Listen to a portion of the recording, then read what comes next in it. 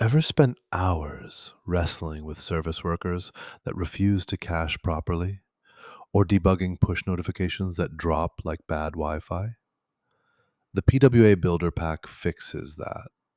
We give you modular service worker templates with runtime caching, an offline first asset dashboard that pre caches critical resources, cross platform push notification APIs with payload encryption, and an installability checker that audits Lighthouse scores in real time.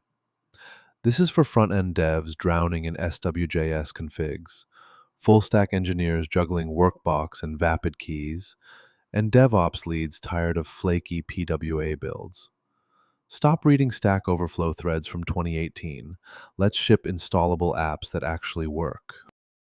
Here's what's inside the PWA Builder Pack: service worker generation with pre-cache fallback routing, offline asset management using IndexedDB backed storage classes, push notification integration with auto retry backoffs and topic subscriptions, installability audits that flag missing manifests or insecure contexts. Each phase comes with working code templates, performance benchmarks, and progress checklists.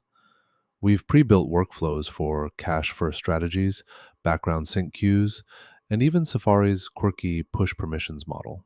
And it works everywhere: Claude Code, Cursor, Gemini CLI, Windsurf, Copilot, Warp, and more.